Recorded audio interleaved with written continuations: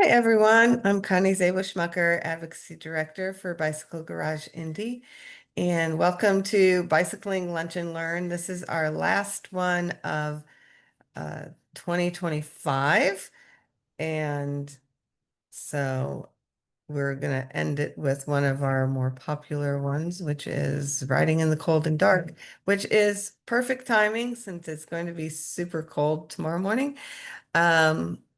And it's getting darker. So this will hopefully keep you motivated to continue riding through the fall and winter and spring when we start getting warmer days again. So this program is being recorded, so the slides and recording will be available on the Bicycling Lunch and Learn site, so you can look at it again later if you need to, or share it with others. We now have since 2021. So we now have 5 years of archives of Bicycling Lunch and Learn programs. So there's a lot of topics in there. So over the winter, when we're not doing these programs, we'll start them back up in February. You can look back and see if there's any other topics that you might want to explore. This program is a collaborative effort between Bicycle Garage Indy and Central Indiana Cycling, which is the merged organization of Bike Indianapolis and Central Indiana Bicycling Association and Commuter Connect. So we're happy to have folks here. I will be managing or look at chats. So if you have any questions or comments along the way, please go ahead and put them in the chat and we'll cover those as needed.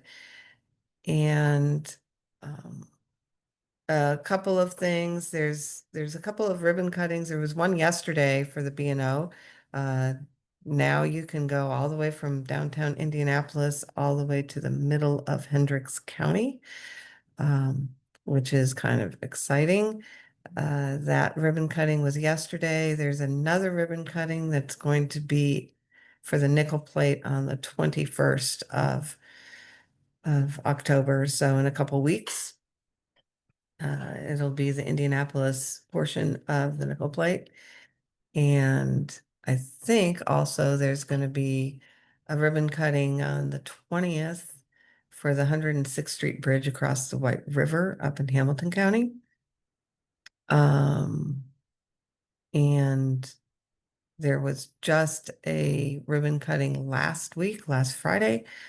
Lots of ribbon cuttings of the last portion of the Monon in Hamilton County up in Sheridan. So it now goes from all the way from downtown Indianapolis to the county line, Hamilton, Boone County line. So it's 27 miles of the Monon. So check that out. And I think that's all the ribbon cuttings that I know of at this point. So I'm going to go ahead and turn this over to Roy. So Roy, if you want to bring your presentation up, that'd be great. All right, I'll do that.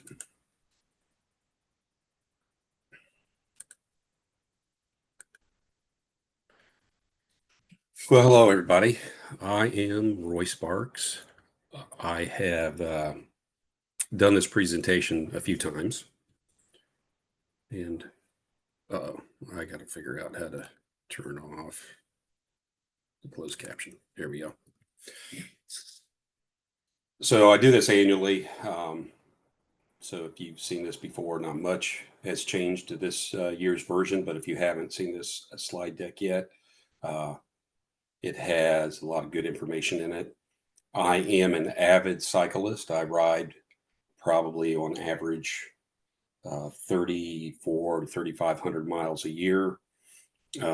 Each year since I started riding 2007, I believe, 2006. And I moved to Indianapolis about 8 years ago and have been commuting to work since that time, and I ride to work probably every month of the year, unless it's bitterly cold, or if we've got a significant snow, or there's a packed ice on the trail system, then I typically will ride indoors. But that said, I probably ride to work. I probably average 70 to 80 commutes a year to work. And coldest temperature I think I've ridden in is about 17 degrees. So I've learned a lot over the last 8 years riding in the cold weather months. And so I'm going to share some of my things that I do to keep myself warm and dry. And so let's get at it. So we're going to cover the four L's, what I call the 4 L's of riding in the cold and dark. We're going to talk about layers. We're going to talk about lights, logistics, and learning to appreciate, some of the advantages of riding over the cold and dark months. So, excuse me, layers, what to wear. There's a good website that I uncovered a number of years ago from a manufacturer called 45 North. They kind of specialize. They're located up in Minnesota and specialize in winter biking. So they make gear, they make clothing, and they have published this list based on temperature. So if we jump in here, I'm not going to cover this in detail, but hopefully this website's still active. I haven't checked it. We're going to find out. I'll just show it to you here.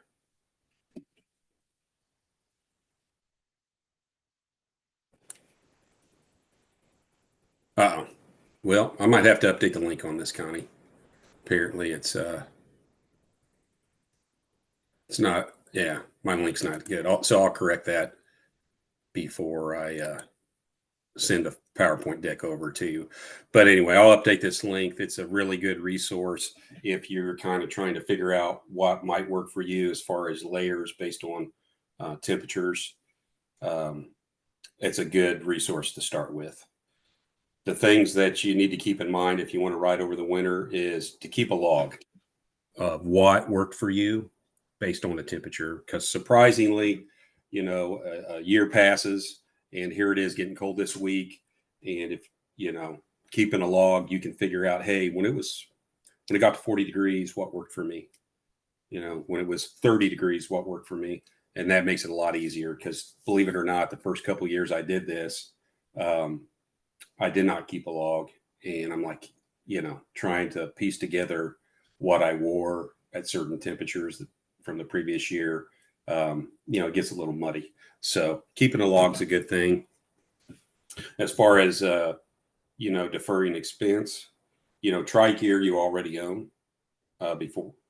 So if you have another winter sport that you like to do, whether it's hiking outside in the winter or cross-country skiing or downhill skiing, you can try using some of that gear, especially if it's related to gloves, base layers, head coverings, whatnot, socks. Try using the gear you already own, and then decide, what you may want to add to your kit. And generally the sales for winter gear usually happen in March. So next March is a good time to buy winter gear. And then the last thing is not to overdress. That's a lesson that I've learned over time. So gloves, I typically will use a long fingered glove when it's less than 50 degrees. And I'm a big proponent of using a wool glove liner. There are a number of companies, and I've got some links here at the bottom of this slide deck to various gear that I'm referencing or gear that I may use. So using a glove liner is very helpful. Smart Wool makes a couple versions of glove liners. And so glove liners add that extra layer and also create a layer of air space. That's very helpful to keep your fingers warm. I don't use a heavy glove until it's below 40 degrees. So basically I'll use a full finger glove, like a mountain bike style glove, and then I'll pair that with a light, wool liner. Then when it gets below 40, down into the 30s and upper 20s, that's when I wear my heavy winter glove, and I always wear glove liners with that. Okay. Things to keep in mind. You don't want your gloves to be too tight. So unfortunately for me, I always have to try gloves on. You can order them online if you want to take, but knowing the size is important, so measuring your hands, finding the proper size chart. If the gloves are too tight, that'll push blood out of your hands, and then your circulation won't be great, and that'll make your hands cold. The other thing to keep in mind is if you don't have great bike fit to your handlebars and have the habit of over gripping your handlebars, that also pushes blood out of your hands and make your hands colder in the winter. So keep that in mind when you're riding. If your hands are getting cold, hey, think about, am I over gripping my handlebars? Because that will definitely make your hands colder. And then there are also, if you don't want to use gloves and would rather use a product called bar mitts or pogies, those are also available. Those attach to your handlebars and you slide your hands into them. Some people prefer those, but if you're a person who likes to move your hands around a lot on the handlebars, like I do, they're kind of restrictive because your hands have to stay in one spot, whether they're on the hoods or on the tops of the bars, wherever you install them. That's where your hands have to stay. Some people love them. I just happen to use gloves. Head coverings. So when it's in the, this is all suggestions based on what I use. Everybody's different, right? So you kind of have to figure out what works for you. Your tolerance to cold is different than mine, right? Your sweat rate is different than mine. And so these are suggestions, and you just kind of got to figure out what works for you. But for me, I use a summer beanie. I have a head sweat summer beanie that I wear for sweat management. And then when it gets down into the low 40s, like it is tomorrow, I'll put a buff over the top of that. And that works well for me. I don't put on a wool beanie, so I have a smart wool beanie that I'll wear once it gets in the upper 30s. And you can combo that with a buff if you want, or even a balaclava if you want more protection on your neck and sides of your face. I also have a Cold Gear balaclava by Under Armour that I'll wear when it gets down into the low 30s and then into the upper 20s. One option, which I personally don't use, is putting a cover over your helmet. I've known a couple people that do that, and I would assume that's fairly effective. So if you want to do that, feel free to try that, but that incurs some expense too. The other thing you want to note too is your helmet. Depending on your head size and where the cutoff is for the helmet, like for example, I have a 59 centimeter head circumference, and typically the cutoffs between a medium and large helmet is right at 59 to 60 centimeters. So I ended up having two helmets. So when I have to layer wool beanies and buffs and whatnot on my head, I end up switching helmets and wearing a size large over the winter to accommodate all the layers that I wear underneath the helmet. So you may want to keep that in mind if you're close to the cutoff size of your helmet. You'll have to definitely want to experiment before you go out on a ride, or your helmet may not fit. You may find your helmet doesn't fit properly with all the layers. Feet coverings. Again, I just go with I got several variations of smart wool socks that I wear. I just wear a general mid-weight to lightweight wool sock in the 40s. Once it gets down in the lower 40s, I have a specific over-the-calf wool sock that I wear. You can all and I wear a set of winter I have a particular shoe I wear in the winter that has thermal insulation in it. It's made by Vans. And so I pair that with a sock. You can also add shoe covers if you like to a summer shoe. I don't do that personally because I ride so much in the winter that getting shoe covers on and off, when I get up in the morning, wrangling the shoe cover on, it's a hassle. And it's something that I don't want to deal with. So that's why I acquired a separate set of shoes that has some thermal insulation integrated into it, some thinsulate material. And those keep my feet warm for my hour commute. It takes me about an hour to get to work once I leave my house. You can add chemical toe warmers, especially if you're using the shoe cover. Those are typically very effective, especially again if you're only going to be outside for an hour on the commute or an hour on a ride. Chemical toe warmers are a really good option if you're wearing some kind of shoe cover or toe cover. Torso coverings, for me, based on I have a high sweat rate, and so wearing wool is important to me because wool will retain it has a tendency to retain thermal properties when it gets wet, as opposed to the polyester based like Under Armour Cold Gear. They don't keep you as warm once you get those wet from sweat. So keep that in mind. So my preference is to wear wool based layers. And again, I've got short sleeve wool based layers. I've got long sleeve wool based layers. I usually buy lighter weight and then I'll combo those. So sometimes I may wear both of those under a long sleeve wool jersey, depending on the temperature. But when it gets really cold, I'll typically put a shell over the top of whatever base layer long sleeve jersey combination that I'm using. I'll put some kind of shell over the top to keep it reduces the wind chill and works really well. But the one thing to keep in mind here too is you really got to dial this in. This is what's really going to keep you warm or cold.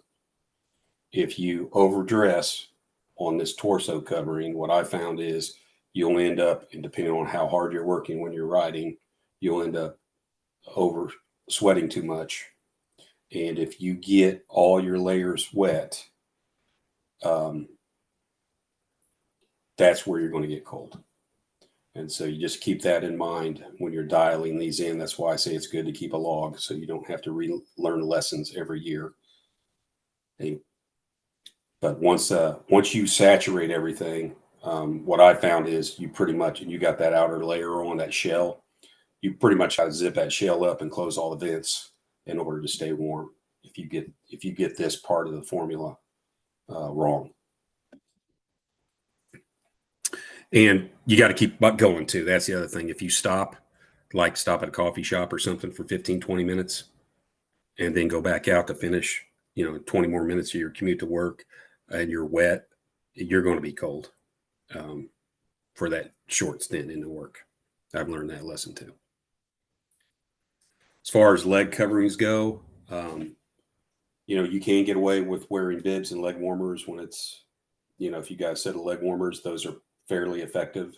They do make cold weather bibs if you want to wear those in combinations with your leg warmer. Typically, that's what I'll do when it's above 40. When it gets below 40, that's when I'll transition to a winter bib type. And then when it gets really cold, I'll put a shell over. Like I got some rain pants, cycling specific rain pants that I've purchased.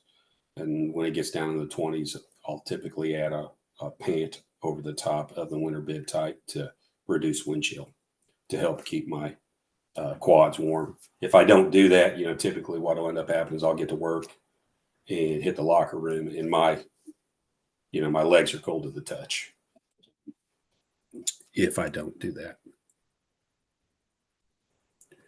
Next L is lights. So, lights serve two functions, as many of you probably have realized if you ride at all in the dark, is you can use those to see and to be seen.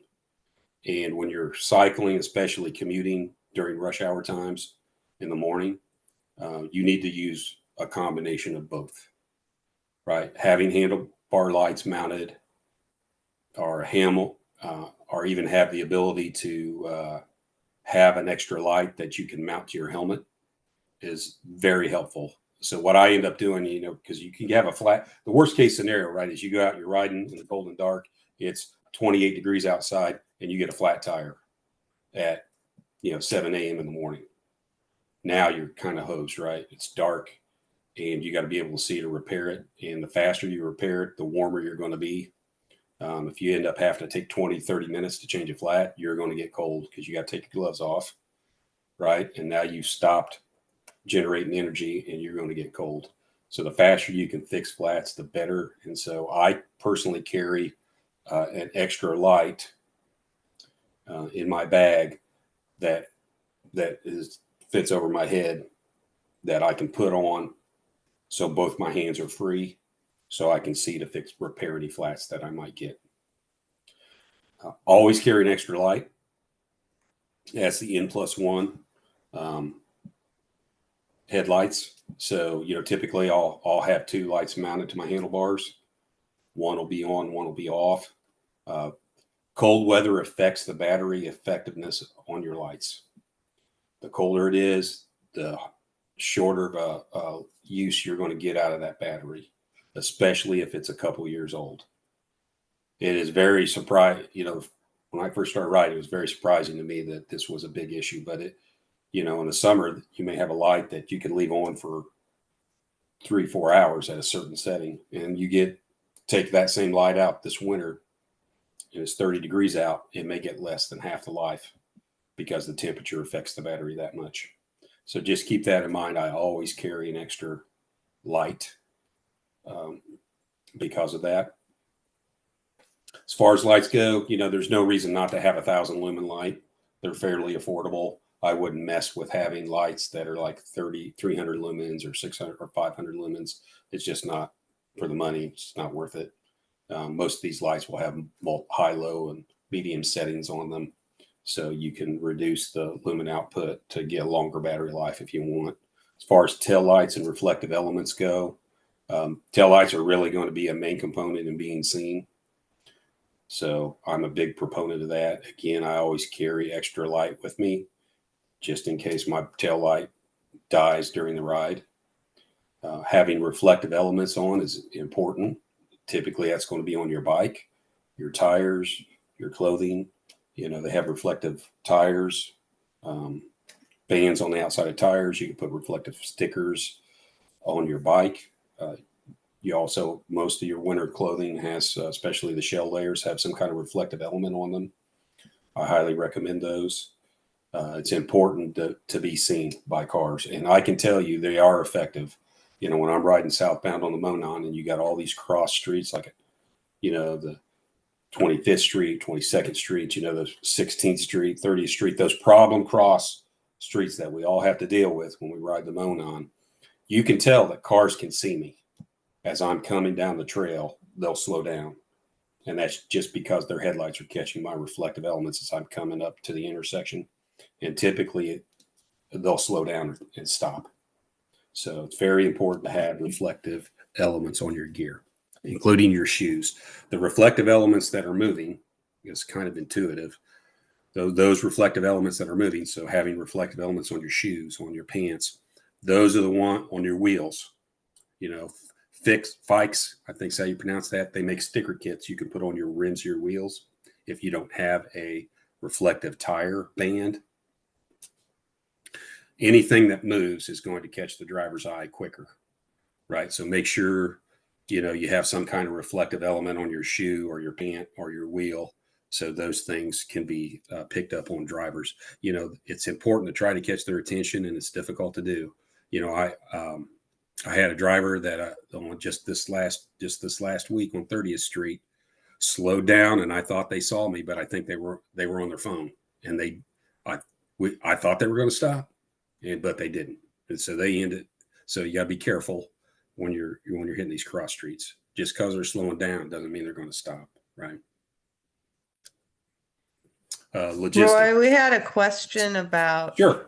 lights, if you have a suggestion for what light brand you would recommend that really lights up a path ahead. Um, Uh, well, I think Bontrager makes a series of lights that are pretty good. Light and Motion is a company that makes some lights that are pretty good. But those are the brands that I've used in the past. Garmin, even if you're a Garmin person and want to create a light network that's connected to your Garmin, excuse me, Garmin, you can do that as well, especially if you have a tail light with a radar. I am a big fan of the Garmin radar. That's another thing that is not specifically called out in here because it's not, it's an all year kind of thing. But I just started doing the Garmin radar here the last year, and big fan. I love it, especially because I would say on my commute, probably 70% of it is on trails, but I do have a significant distance, probably three, I got about a 13-mile commute, and I'd say about 3 of the miles are on bike lanes, on roadways. And having that information display on my Garmin when I know a car's coming up on me, especially when I know I'm going to be turning off the bike lane, having that knowledge is super beneficial and helpful. So, big fan of the Garmin radar taillight combo.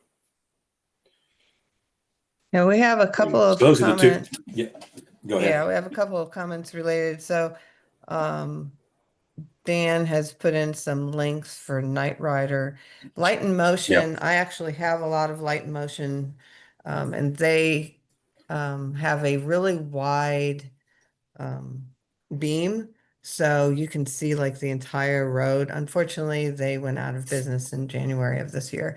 Um, yeah. but I thought that but happened. the yeah, but the difference, what I would look for is you don't want a really sharp beam right straight ahead. You want something that gives you a wider range of Hmm. vision.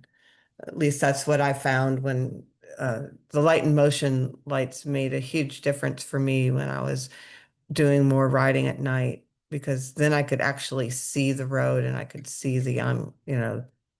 see the whole Yeah. lane, not just the little spot in front of me. It made a huge difference. Yeah, and I would say too, the other thing you can consider too, like I prefer to have handlebar mounted lights, but you can also helmet mount a light. I just don't like the feel of having a helmet mounted light, but I do ride.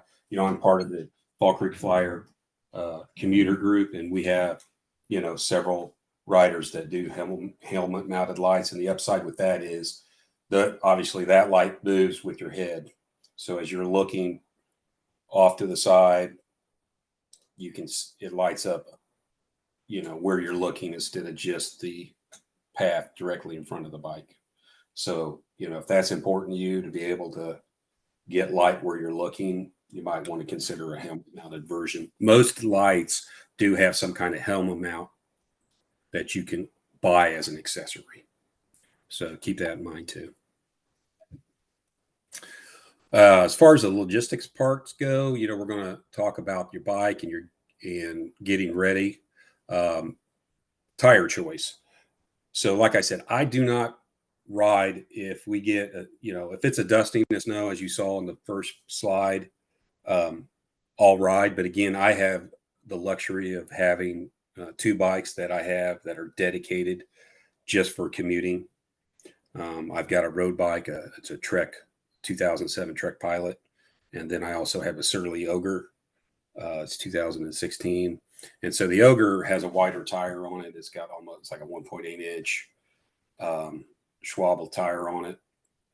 So the wider, the better when you're going to be riding in the winter. If you're going to ride when there's a lot of moisture, if there's a dusting of snow, if you want to ride in, thicker, heavier amounts of snow, having a wider tire is helpful. I also my Surly Ogre I set up as tubeless. Again, in the winter, I don't want to deal with flats. So when it's really cold, I'll ride that bike because I know I'm not going to get a flat that I got to deal with changing flats. And when you run tubeless, also, you can run lower pressures. So picking out your tire is important.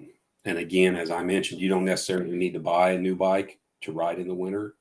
You make some educated, strategic choices in how you want to outfit that bike you already have to ride in the winter. Fenders, you can buy removable fender packages, and that keeps your bike clean, a lot cleaner, especially if you have a front fender. And it keeps the spray and keeps your feet more dry. You get drier feet by doing that, drier pants. So that's something to consider. As far as getting ready, I'm a big preparation person. I don't do anything at the last minute. So I always, it's going to take you longer to get ready to leave in the morning because, if you're putting on multiple layers and putting on bibs and, whatever you have to get ready to go, I pack my bags that attach to my rear racks. I pack those the night before. They have my extra clothes and stuff in them. And I lay all my gear out the night before. So when I get up in the morning, I feed the dogs, let them outside, and then I get ready and go. I'm not messing around. Right. Because the easier it is for you to get ready and get out the door, the more likely you are going to commute. Right. If you got all your gear laid out the night before and you wake up, you're like, the excuses now are minimized. When you get up and it's 40 degrees outside or 35 degrees outside, your stuff's already ready to go. You're less likely to roll over and say, yeah, I'm skipping it today. I'm not going to ride. But if you have your gear laid out, see, now you're going to get out of bed and go. At least that's a motivation to me. So again, prepping what you need the night before is super helpful. Like I said, you got to allow extra time because the more gear you got to put on, the longer it's going to take you to get ready and get out the door. Also, make sure that all your, get all these lights. Everything's rechargeable batteries, right? So all these headlights, taillights, Garmin computers, Garmin radar, all that stuff, heart rate monitors, whatever else you're wearing, you got to recharge all that stuff. So making sure you got everything properly charged, understand, based on the winter, how many miles, how many hours am I going to get out of my headlight? Make sure you recharge it when it needs to be recharged. Keeping track of that.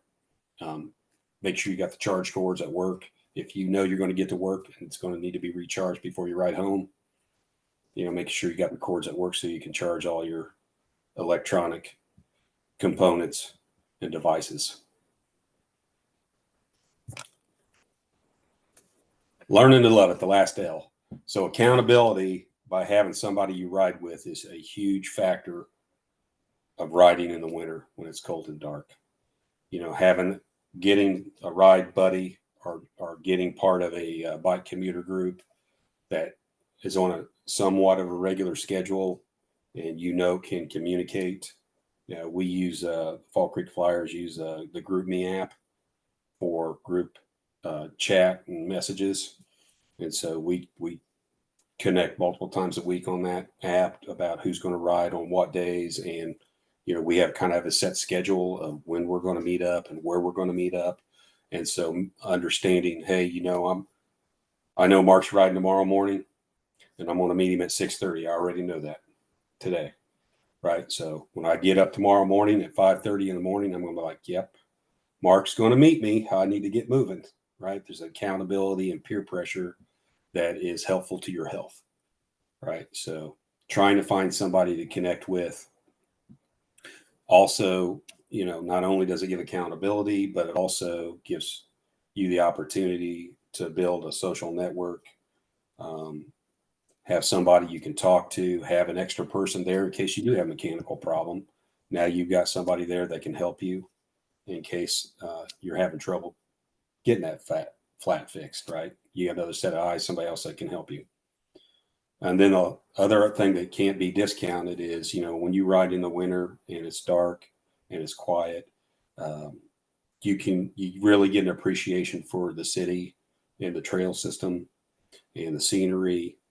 Um, and the animals, I think I read the statistics that over 50% of the animals on Earth are nocturnal. And so you get opportunities to see things that you normally wouldn't see sitting in a car riding to work. The other thing that can be noted too, if you have iPhones, I created a cycling focus for my iPhone that basically allows very few notifications to come through to my phone when I'm cycling. So as a way to, if you're a person that has a lot of activity on your iPhone, something to consider to help disengage unnecessary notifications during your ride. And here's a picture of Fall Creek Flyers in the summer. So these are a lot of the folks that I end up riding with. And there we go.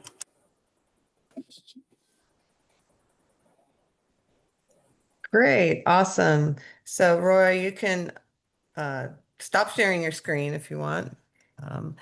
And because I don't think Yeah. people necessarily need to see me. I think you Well, go I up got to the top and say stop there it share. is. There we go. All right. Yeah, there you go.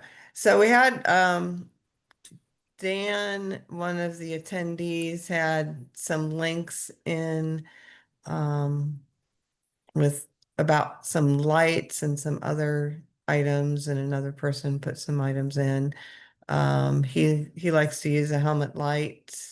He's experienced at getting distracted drivers' attention because he can look right at the drivers, and Yeah. also helps identify critters. Um, so yeah, we've got if anybody has any additional questions, speak up now. And I think Tess is with cycling or Central Indiana Cycling. So Tess, if you have any things that you might want to say about upcoming events that are going on, that'd be great. Sure. There are surprisingly a lot of things going on in October. We just had the B&O ribbon cutting yesterday, and now they have finally scheduled a ribbon cutting for the nickel plate, which is on October 21st. And then we also have scheduled a celebratory ride on the nickel plate, not on the same day. It'll be on October 23rd, and I will put the link to that event in the chat right now. We also have the Hilly 100 that is actually occurring this weekend. Online registration is closed, but you can actually go on Saturday and register that day. If you want to ride 1 or 2 days, you can still do that. I don't think there's anything else. I think that's it. Let me look here. Yeah, those are the big things. Thanks. Yeah, I think for those who are familiar with 913 Sports, they have an annual Cranksgiving event. Great one. It's a kind of a scavenger bike ride combination, food drive type thing. And that is on November 15th. So, yeah, I'll put the link in the description. When this gets loaded up, the recording, all of the chat links and the slide presentation and all that will be, you'll have the links to that. So I'll try to remember to put that in. I don't think, oh, and then Bicycle Garage Indy is going to be having our toy ride. The date is December 13th. So this is when you get to ride your bike through the Christmas Nights of Lights at the State Fairgrounds. So look for that. That's going to be December 13th. It's not riding at night, but it's definitely riding in the cold. So hopefully it's a nice family-friendly event. You can just ride through the lights, which is only about 2 miles, or you could ride from our Roosevelt Avenue location up the Monon to the Nights of Light and then back for some cookies and refreshments. So hopefully you can join us then. Thank you very much for attending Bicycling Lunch and Learns, not only this time, but all the rest of the ones that we did if you joined us earlier this year. And we will start them back up in February of 2026. Feel free to give us some ideas of different topics that you might want to hear about. You can look online at the website that has all the archives to see what we've done before and see if there's any that you'd like us to bring back or topics that we haven't covered yet. So we'd love to hear your feedback so that, in January when we get together and start planning out the year, we have a list of topics that people want to hear about. So thank you again and have a wonderful rest of your day.